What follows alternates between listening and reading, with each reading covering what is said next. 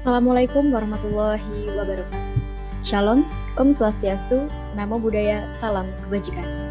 Perkenalkan, kami dari tim EduTech pada kesempatan ini akan menjelaskan terkait inovasi yang telah kami gagas, yakni server kita. Terdapat beberapa alasan yang melatar belakangi mengapa tim kami menggagas inovasi server kita. Telah kita ketahui bersama bahwa saat ini Indonesia dan negara lain di seluruh dunia sedang berada dalam kondisi pandemi COVID-19. Pandemi COVID-19 ini menuntut kita untuk tidak melakukan kontak langsung antar sesama, termasuk dalam proses belajar mengajar. Oleh karena itu, Kementerian Pendidikan dan Kebudayaan menerapkan pembelajaran jarak jauh untuk semua institusi pendidikan, mulai dari sekolah dasar sampai dengan perguruan tinggi. Dalam pembelajaran jarak jauh ini, dibutuhkan sebuah sistem telekomunikasi interaktif yang dapat menghubungkan antara guru dengan siswa tanpa harus bertatap muka secara langsung. Sistem tersebut sering kita kenal dengan sebutan e-learning. Akan tetapi, masih terdapat banyak sekolah yang belum menerapkan e-learning system. Hal tersebut disebabkan oleh 2 poin masalah yang telah kami temukan. Yang pertama adalah keamanan e-learning system yang belum terjaga. Beberapa institusi pendidikan di Indonesia telah menggunakan e-learning system dengan menggunakan beberapa platform seperti Google Form, Google Classroom, dan lain sebagainya. Yang mana jika ditinjau kembali, beberapa platform tersebut masih belum terjamin keamanannya.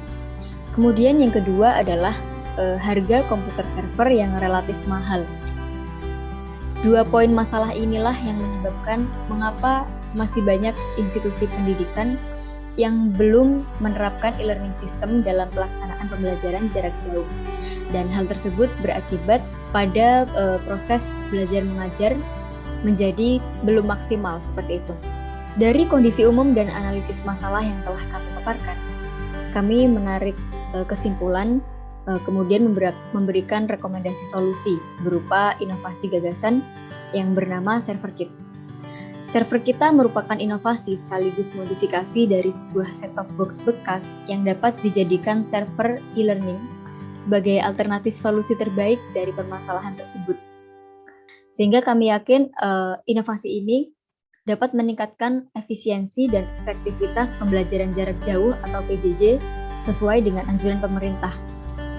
Untuk selanjutnya akan dijelaskan oleh anggota kelompok kami yang lain. Apa itu set-top box? Set-top box adalah sebuah perangkat yang dapat membuat sebuah TV bisa mengakses internet. Nah, biasanya sistem operasi yang digunakan oleh set-top box itu adalah sistem operasi Android. Nah, bagaimana STB bisa menjadi komputer server? Caranya itu ada beberapa modifikasi yang perlu dilakukan, ada beberapa tahapan. Yang pertama adalah melakukan modifikasi bootloader. Modifikasi bootloader ini bertujuan untuk agar sistem itu bisa menjalankan sistem operasi ambien. Kemudian yang kedua, kita melakukan instalasi ambien, di mana ambien ini merupakan sebuah sistem operasi yang digunakan dalam pembuatan e-learning. Kemudian yang terakhir itu ada instalasi Lamstack, di mana instalasi ini merupakan sebuah instalasi software untuk pendukung menjalankan website Google. Jadi STB yang mulanya merupakan sebuah memiliki sistem operasi berupa Android, kita mengubah untuk merubahnya menjadi sistem operasi Linux. Server kita merupakan sebuah konsep inovasi di mana kita merubah sebuah komputer server yang memiliki dimensi cukup besar dan harga yang cukup mahal, menggantinya dengan sebuah set-top box yang kami modifikasi sehingga dapat menjalankan fungsi yang sama seperti komputer server. Diagram sistem server kita untuk mampu menjalankan sebuah sistem pendidikan e-learning itu memerlukan sebuah platform, yaitu kita menggunakan platform open source bernama Moodle. Moodle ini merupakan sebuah platform open source untuk menyediakan e-learning yang di dalamnya juga terdapat banyak plugin-plugin yang dapat mendukung sistem pembelajaran. Baik, di sini saya akan menjelaskan terkait rencana implementasi server kita.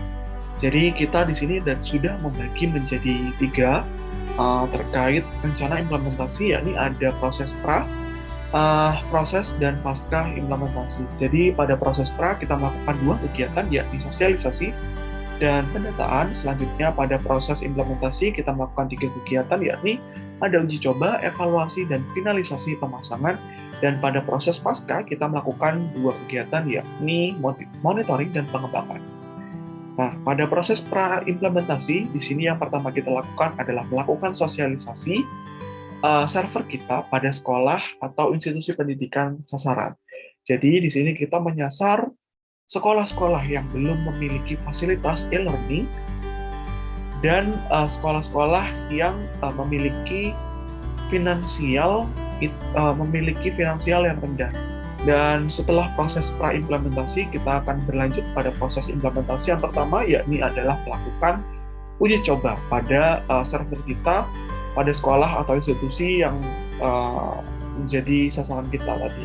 Dan selanjutnya ini adalah melakukan proses evaluasi. Jadi setelah melakukan uji coba, kita akan mendapatkan data, dan data ini akan diolah menjadi informasi, di mana informasi ini sangat berguna bagi kita untuk melakukan evaluasi dan perbaikan pada alat maupun teknis orang yang mengoperasikan seperti itu. Dan selanjutnya adalah proses finalisasi pemasangan alat server kita pada sekolah atau institusi mitra yang sudah menyetujui.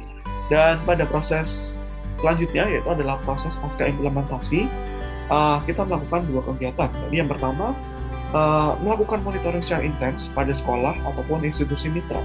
Jadi setelah institusi ini nantinya menyetujui terkait penggunaan alat ini, kita tidak akan membiarkan begitu saja, tapi kita akan melakukan monitoring yang kuat supaya apa? Supaya mengetahui bagaimana operasional alat ini, dan selanjutnya yaitu melakukan pengembangan dari hasil evaluasi yang secara berkala dan melakukan analisa apa saja yang perlu dilakukan pengembangan ataupun dilakukan perbaikan.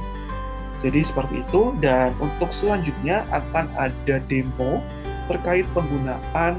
Di sini saya akan mencoba untuk mendemokan alat yang telah kami buat, yaitu server e-learning dengan Moodle menggunakan perangkat keras set-top box.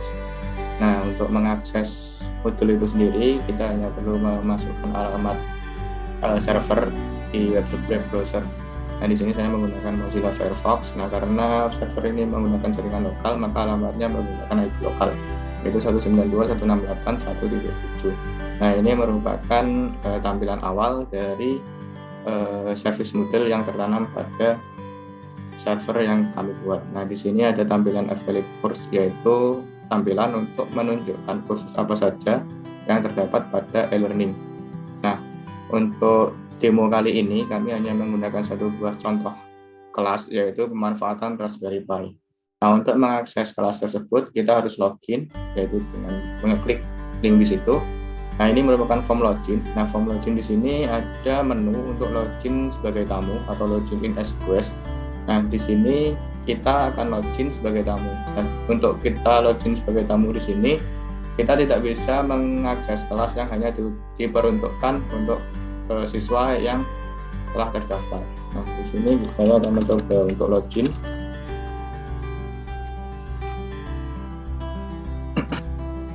Nah, ini merupakan tampilan awal dari web dashboard Moodle. Nah, di sini ada recent access course. Nah, di sini nanti akan menampilkan kelas-kelas yang terakhir dibuka oleh peserta.